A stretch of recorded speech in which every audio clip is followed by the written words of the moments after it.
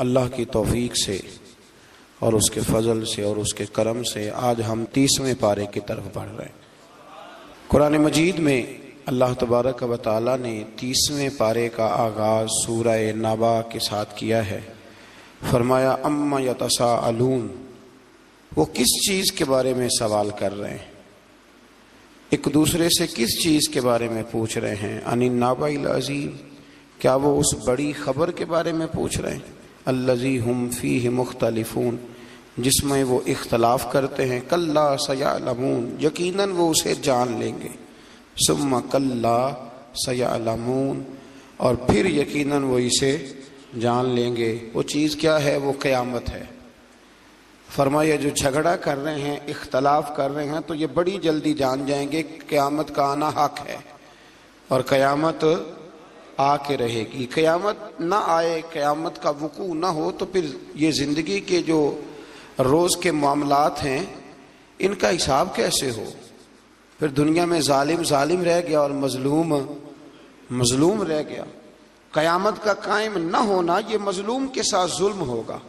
لہٰذا فرمایا کہ جو جھگڑا کر رہے ہیں نا کہ پتہ نہیں قائم ہوگی کہ نہیں ہوگی، انہیں بتائیے کہ قیامت ان قریب قائم ہو جائے گی۔ اس کے بعد اسی سورہ میں اللہ تعالیٰ نے اپنی قدرت کی نشانیوں کو بیان کرنے کے بعد آیت نمبر 17 میں فرمایا کہ فیصلے کے دن کا وقت مقرر ہے۔ وہ کسی کے کہنے پہ جلدی نہیں ہوگا، اس کا دن میں نے، اللہ فرماتے ہیں کہ وہ دن مقرر ہے۔ اور پھر علامات قیامت کا بیان فرمایا۔ اس کے بعد فرمایا کہ جہنم سرکشوں کا ٹھکانہ ہے، جس میں وہ مدت دراز تک رہیں گے، اور اس میں انہیں کھولتا ہوا پانی اور جہنمیوں کے زخموں کی پیپ کے سوا کوئی مشروب نہیں دیا جائے گا۔ اس سے آگے پھر سورۃ النازعات شروع ہوتی ہے۔ سورہ نازعات، اس سورت میں یہ بتایا کہ موت کے فرشتے، چونکہ 30ویں پارے کی نا صورتیں بڑی مختصر ترین صورتیں ہیں، اپنے الفاظ کے لحاظ سے اور اپنے حروف کے لحاظ سے مختصر ترین صورتیں ہیں۔ تو اس سورہ مبارکہ میں یہ بتایا کہ موت کے فرشتے جہنمیوں کی روح نہایت سختی سے نکالتے ہیں، اور اہل ایمان کی روح کو نہایت نرمی کے ساتھ۔ اور فرمائے اس کے بعد فرشتوں کا ذکر ہے کہ جنہیں کارخانہ قدرت کے معاملات کی تدبیریں تفویض کی جاتی ہیں۔ اس کے بعد پھر قیامت کا اللہ کریم نے ذکر فرمایا ہے۔ اس سے آگے سورہ عبسہ ہے۔ عبسہ وتولی ان جاءہ الاعمی۔ ہوا یہ کہ نبی کریم علیہ السلام کچھ لوگوں کے ساتھ بات چیت کر رہے تھے، تو ایک نابینا صحابی آ گیا اور وہ بار بار بات میں مداخلت کرتے تھے، تو حضور علیہ السلام نے ان پر جلال فرمایا۔ اللہ کریم نے محبوب کریم سے کہا کہ محبوب آپ کو اس پہ جلال نہیں کرنا چاہیے تھا، وہ غریب تو آپ کی زیارت کرنے آیا تھا، وہ تو دیدار کرنے آیا تھا۔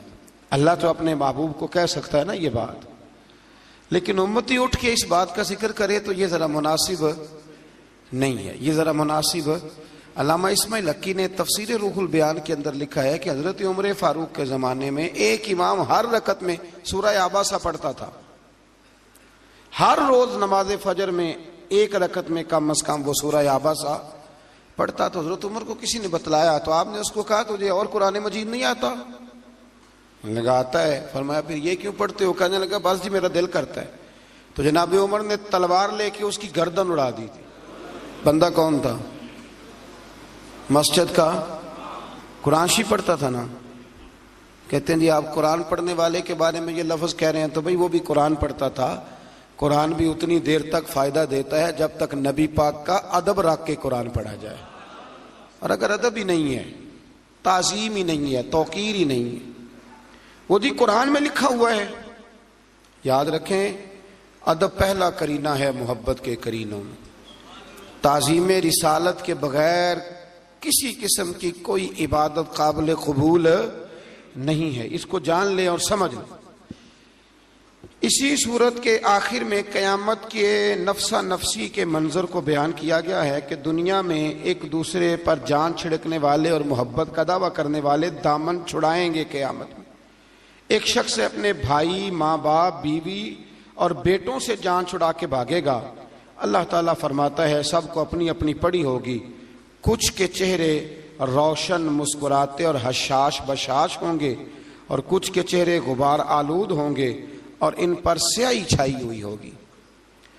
ایک شخص نے صبح سے لے کے شام تک نہ وہ گھر گیا نہ اس نے روٹی کھائی۔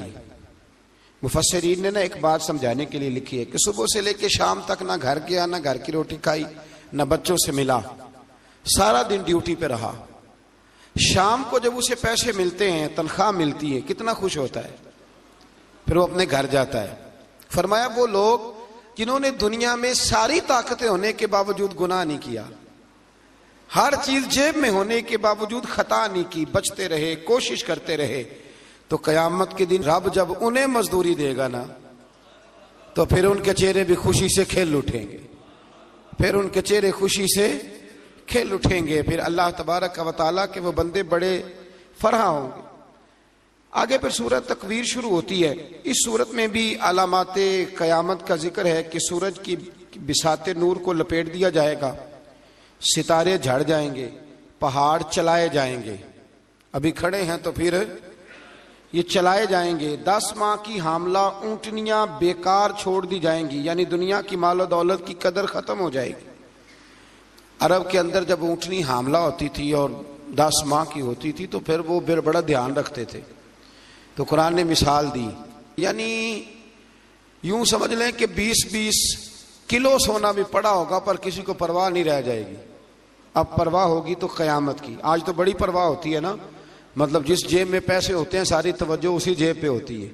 فرمایا اس دن یہ تمہارا عمل ہوگا کہ وہ اونٹنیاں بھی اسی طرح خالی چھوڑ دی جائیں گی، دنیا کی مال و دولت کی قدر ختم ہو جائے گی، وحشی جانور جمع کیے جائیں گے، سمندر بھڑکائے جائیں گے، جانیں ایک بار پھر جسموں سے ملا دی جائیں گی، اور آگے چل کے فرمایا اعمال کے صحیفے پھیلا دیے جائیں گے، دوزخ کو بھڑکایا جائے گا، جنت قریب کر دی جائے گی، اور ہر شخص جان لے گا اس نے اپنی آخرت کے لیے کیا ذخیرہ عمل آگے بھیجا ہے۔ اللہ تبارک و تعالیٰ نے قسم کھا کر قرآن مجید اور نبی پاک علیہ السلام کی رسالت کے حق ہونے کا بیان فرمایا ہے۔ پھر اس سے آگے سورہ انفطار شروع ہوتی ہے۔ سورہ انفطار کے اندر بھی کم و بیش اسی طرح کے مضامین اللہ کریم نے بیان فرمائے۔ فرمایا اذا السماء انفطرت، جب آسمان پھٹ جائے گا، وَإِذَا الْكَوَاكِبُ انتَثَرَتْ، جب ستارے بکھر جائیں گے، وَإِذَا الْبِحَارُ فُجِّرَتْ، جب سمندر بہنے لگیں گے، وَإِذَا الْقُبُورُ بُعْثِرَتْ، اور جب قبریں کریدی جائیں گی، زیر و زبر کر دی جائیں گی، عَلِمَتْ نَفْسٌ مَا قَدَّمَتْ وَأَخَّرَتْ، ہر جان جان لے گی کہ اس نے آگے کیا بھیجا ہے اور پیچھے جو چھوڑ کے جائیں گے کچھ لوگ ان کا بھی حساب دیں گے، کہاں سے لے کے چھوڑ گئے، کس طرح کا بینک بیلنس چھوڑ گئے، یہ پتہ چلے گا۔ اور پھر جو انداز ہے نا اس سورہ مبارکہ کا بڑا کمال ہے، کہا یا ایھا الانسان ما غرک بربک الکریم، اے انسان تجھے کس چیز نے دھوکے میں ڈال دیا، تیرا رب تو بڑا ہی کریم ہے، تجھے کس نے دھوکے میں ڈالا، یعنی اتنے کرم والے سے تو نے منہ پھیر لیا، اتنے کریم سے۔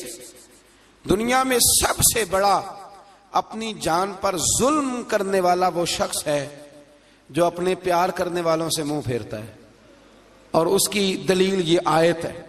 رب فرماتا ہے میں کریم ہوں، میں معاف کرتا ہوں، میں تمہیں روزی دیتا ہوں، میں تمہارے بغیر مانگے نعمتیں دیتا ہوں، اتنا کچھ دیتا ہوں، اور تم مجھے سے دھوکے میں پڑ جاتے ہو، تم میری طرف سے منہ پھیر لیتے ہو۔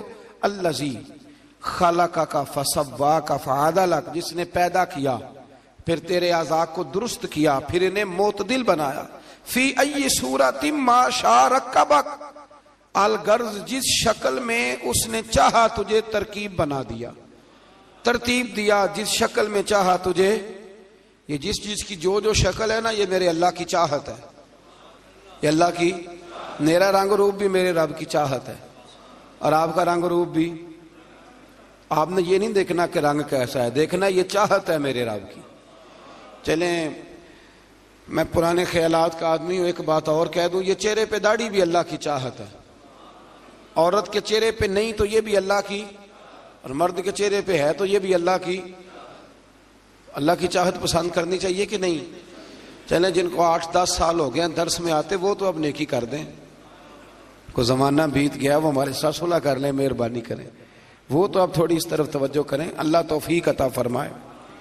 تو ارشاد فرمایا کہ کلا بل تکذبون بالدین، یہ سچ ہے کہ تم جھٹلاتے ہو قیامت کے دن کو۔ اگر قیامت کے دن کا تمہیں یقین ہو جائے تو پھر تم برے عمل نہ کرو، لیکن فرمایا وَإِنَّا عَلَيْكُمْ لَحَافِظِينَ، تم پر نگران فرشتے موجود ہیں، کرامن کاتبین یعلمون ما تفعلون، جو معزز ہیں، لکھنے والے، جانتے ہیں جو تم کرتے ہو۔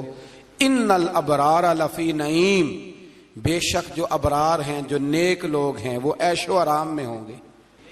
نیک کے سیٹھ جو نیک ہوں گے وہ آرام میں ہوں گے۔ وَإِنَّ الْفُجَّارَ لَفِي جَحِيمٍ، اور جو بدکار ہوں گے وہ جہنم میں ہوں گے۔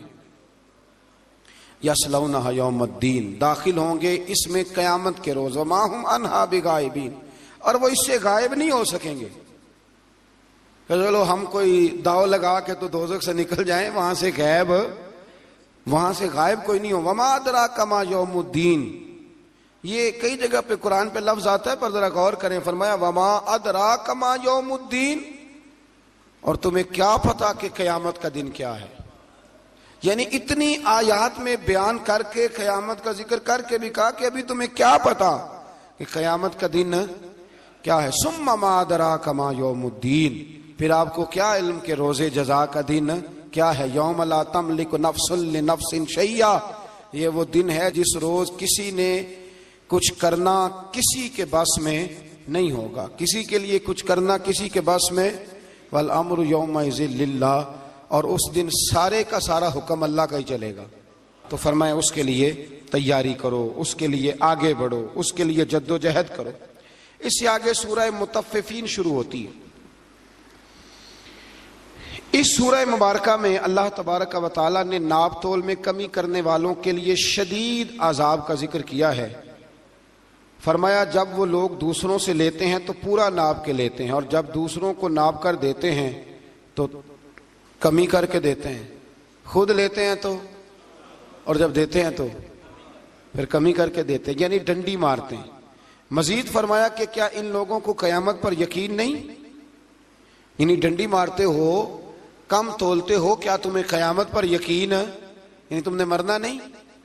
بہت سارے لوگ ہیں جو دکھاتے ہیں وہ دیتے نہیں، جو دکھاتے ہیں وہ دیتے نہیں، اور جب کچھ چیز دیتے ہیں تو ان کا رویہ بدل جاتا ہے، اور ان کے لب و لہجے کا انداز بالکل انفرادی ہو جاتا ہے۔ اپنی زندگی میں دیانتداری کا مظاہرہ کریں، دیانتداری کا، ناپ تول پورا رکھیں۔ حضرت معروف کرخی رحمۃ اللہ علیہ کے زمانے میں بغداد میں بارش نہیں ہوتی تھی، سب لوگ آپ کے پاس جمع ہو کے آئے، حضور دعا کر دیں بارش نہیں ہوتی، تو آپ فرمانے لگے یہ میری خانقاہ کے نا بالکل سامنے ایک کریانے والا ہے، چینی پتی بیچتا ہے، اس سے دعا کراؤ بارش ہو جائے گی۔ لوگ چپ کر کے چلے گئے، اس کو کہا دعا کر دو، کہنے لگا حضرت صاحب سے دعا کراؤ، مجھے تو لفظ بھی سیدھے نہیں کہنے آتے، لیکن لفظ تاثیر سے بنتے ہیں، تلفظ سے نہیں۔ اہل دل آج بھی ہیں اہل زبان سے آگے۔ کہا نہیں حضرت نہیں بھیجا ہے، دعا کر دی، کہا حضرت صاحب نے بھیجا، تو کر دیتے ہیں اللہ کی بارگاہ میں، اللہ بارش دے دے۔ لوگ کہتے ہیں ابھی دعا مکمل نہیں ہوئی کہ کالی گھٹائیں چھا گئی، بارش برسنے لگی۔ لوگ حضرت معروف کرخی کے پاس گئے کہ اس کو ہم جانتے ہیں، ہمارے ساتھ پلا بڑا ہے، جوان ہوا ہے، رات کو الگ سے آ کے تہجد پڑھتا ہے، کوئی خاص عمل؟ تو حضرت صاحب فرمانے لگے کچھ بھی نہیں کرتا، 35 سال ہو گئے میری خانقاہ کے سامنے دکان ہے، سودا پورا تولتا ہے، گاہکوں کے ساتھ سچ بولتا ہے۔ فرمایا جو 35 سال سے اللہ سے ڈر کے اللہ کے بندوں سے دیانتداری کر رہا ہے، جب وہ ہاتھ اٹھا کے دعا مانگتا ہے تو اللہ اس کی ہر دعا مقبول فرمایا کرتا ہے۔ اس لیے حضور نے فرمایا سچا تاجر قیامت کے دن نبیوں کے ساتھ اسے رکھا جائے گا، نبیوں کے ساتھ جگہ دی جائے گی۔ تو اس سورہ مبارکہ میں اللہ کریم نے اس بات کا تذکرہ فرمایا کہ پورا ناپ تول رکھیں۔ حضرت شعیب علیہ السلام کی قوم کا آپ ذکر پڑھ رہے ہیں کہ وہ ناپ تول کے اندر کمی کرتے تھے، تو پھر اللہ تبارک و تعالیٰ نے انہیں سخت سزا دی۔ سورہ انشقاق، اس سورہ مبارکہ میں بھی آثار و احوال قیامت کا بیان ہے، اور یہ کہ قیامت کے دن جن لوگوں کا صحیفہ یا مال ان کے دائیں ہاتھ میں دیا جائے گا، ان کا اخروی حساب بہت آسان ہوگا، اور وہ اپنے اہل کی طرف خوشی خوشی لوٹے گا۔ اور جن کا نامہ یا مال پیٹھ پیچھے سے دیا جائے گا وہ کہے گا کاش مجھے موت آ جائے، اور اسے جہنم کی بھڑکتی ہوئی آگ میں جھونک دیا جائے گا۔ پھر آیت نمبر 16 سے اللہ تعالیٰ نے شفق، رات اور چاند کی قسم کھا کے فرمایا قیامت کے دن مشرکین کے لیے سخت اور ہولناک عذاب ہے۔ اتنی قسمیں کھا کے رب فرماتے ہیں کہ مشرکوں کے لیے عذاب سخت ہے۔ تو یہاں لوگ بڑے راضی ہیں ان سے، بڑی ان کی تعریفیں کرتے ہیں۔ اللہ کئی قسمیں اٹھا کے کہتا ہے یہ جہنمی ہیں، یہ دوزخی ہیں، یہاں لوگ بڑے راضی ہیں۔ آپ یقین کریں بڑے بڑے سیانے لوگ، بڑے بڑے سمجھدار لوگ وہ سمجھتے ہیں کہ اگر امریکہ کا ویزا مل گیا تو پھر سمجھے بڑی کامیابی ہو گئی۔ ہمارا ایک سنگی ہے، تو ایک دن بیٹھے ہوئے تھے تو ایک صاحب بڑے ذوق شوق سے بتانے لگے کہ میرے پاس نا برٹش پاسپورٹ ہے۔ 2-3 دفعہ انہوں نے کہا تو ہمارا دوست وہ بڑا محبت کرنے والا ہے، کہنے لگا چل بس کر، برٹش پاسپورٹ یہ کدو جنت دی ٹکٹ ہے۔ ایک دفعہ بھی کافی ہے کہ اب بار بار ایک ہی بات کیے جاتے ہو۔ تو یہاں لوگ بڑی دور تک رسائی رکھتے ہیں۔ اصل میں نا ان آیات کا مطلب یہ ہے کہ مومنو اپنے آپ کو خوش قسمت سمجھا کرو کہ اللہ تبارک و تعالیٰ نے تمہیں میرے رسول کریم کا کلمہ پڑھنے کی توفیق عطا فرمائی۔ کئی قسمیں اٹھا کے کہا یہ جہنم میں جائیں گے۔ پھر سورۃ البروج آتی ہے اس سے آگے۔ اس سورت میں اللہ تبارک و تعالیٰ نے فرمایا کہ جو اللہ پر ایمان لانے کی پاداش میں اصحاب الاخدود، یہ خندق والے لوگ تھے پرانے زمانے میں کچھ ہوئے، ان کو اس طرح قتل کیا گیا کہ انہیں بھڑکتی آگ میں ڈال دیا گیا۔ اور اہل حق کی اس قربانی کا اللہ تبارک و تعالیٰ نے اس سورہ مبارکہ میں ذکر فرمایا۔ اصحاب الاخدود خندق والے، ان کو خندق میں ڈالا گیا۔ ایک بات صرف کر دیتا ہوں، بڑی لمبی تفصیل ہے، ادھر نہیں جاتا۔ ایک بچی چھوٹی سی نا ماں سے چھین کے کافر بادشاہ نے نا آگ میں پھینکی، سب مومنوں کو پھینک رہا تھا، مسلمانوں کو جو اس دور میں کلمہ پڑھتے۔ تو اس کی ماں کو پکڑ کے وہ پھینکنے لگے تو بچی اندر سے بول پڑی، اصحاب اخدود کی بچی اندر سے بول پڑی، کہنے لگی اماں ڈرنا نہ، فٹافٹ آ جا، گیری میں آگ میں ہوں پر میرے رب نے مجھے بڑی رحمتیں عطا فرمائی، اللہ نے بڑے کرم سے نوازا ہے، آ جا۔ یہ گر آگ میں رہے ہیں پر خدا کریم تو اپنے فضل سے اسے گلزار بنائے جا رہا۔ تو ان لوگوں کا اس سورہ مبارکہ کے اندر اللہ تبارک و تعالیٰ نے ذکر فرمایا ہے۔ پھر آخر میں سرکار دو عالم صلی اللہ تعالیٰ علیہ وسلم اور مومنین کو تسلی فرمائی کہ فرعون، سمود جیسے بڑے بڑے لشکروں والے سرکشوں کا آج نام و نشان نہیں ہے۔ تو اے مومنو یہ تکالیف اور مشکلات بڑی عارضی ہیں، بڑی جلدی اللہ دین کو شان عطا فرمائے گا۔ پھر اللہ نے شان عطا فرمائی نا، پھر اللہ کریم نے نوازا نا۔